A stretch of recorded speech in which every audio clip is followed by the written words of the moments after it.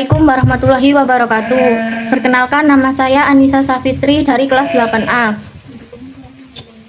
Di sini saya akan menyampaikan pidato tema pendidikan kunci masa depan bangsa. Yang saya hormati Bapak Ibu guru dan teman-teman yang saya banggakan. Pertama-tama marilah kita panjatkan puji syukur kehadirat Tuhan Yang Maha Esa. Karena ini kita masih diberi kesempatan untuk belajar, bertumbuh, dan berkumpul dalam keadaan sehat. Teman-teman, kita sering mendengar kalimat, pendidikan adalah kunci masa depan. Tapi pernahkah kita berhenti sejenak dan bertanya, kenapa pendidikan disebut kunci? Pendidikan bukan hanya soal masuk kelas, mengerjakan tugas, lalu pulang. Pendidikan adalah proses yang membentuk cara kita berpikir, bersikap, dan memandang dunia. Lewat pendidikan, anak desa bisa jadi dokter. Lewat pendidikan, anak tukang becak bisa jadi insinyur.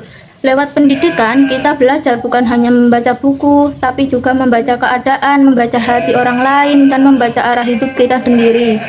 Ki Hajar Dewantara pernah bilang, pendidikan adalah tuntunan dalam hidup tumbuhnya anak-anak. Artinya, guru dan sekolah itu penuntun, tapi yang berjalan, yang tumbuh, yang maju, tetaplah kita sendiri.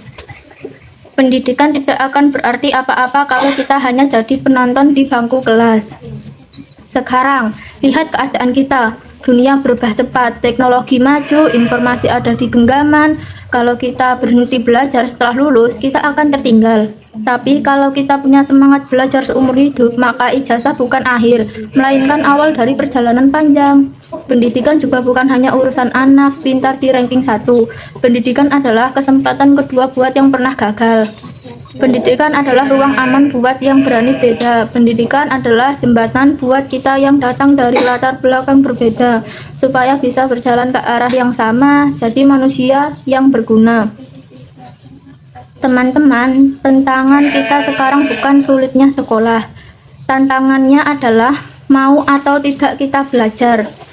Hanya orang di luar sana yang ingin sekolah, tapi tidak bisa. Kita yang sudah diberi kesempatan jangan disia-siakan. Mulai dari hal kecil, datang tepat waktu, dengarkan guru dengan sungguh-sungguh, kerjakan tugas dengan jujur, bantu teman yang kesulitan. Itu semua bagian dari pendidikan karakter yang kadang tidak tertulis di rapor, tapi akan diingat orang sepanjang hidup. Saya tutup dengan satu pesan. Jangan belajar hanya untuk lulus ujian. Belajarlah untuk hidup, karena ujian akan selesai, tapi hidup akan terus menguji kita. Mari kita jadikan pendidikan bukan beban, tapi bekal. Bukan paksaan, tapi pilihan. Karena masa depan bangsa ini ada di tangan kita yang sedang belajar hari ini. Terima kasih. Wassalamualaikum warahmatullahi wabarakatuh.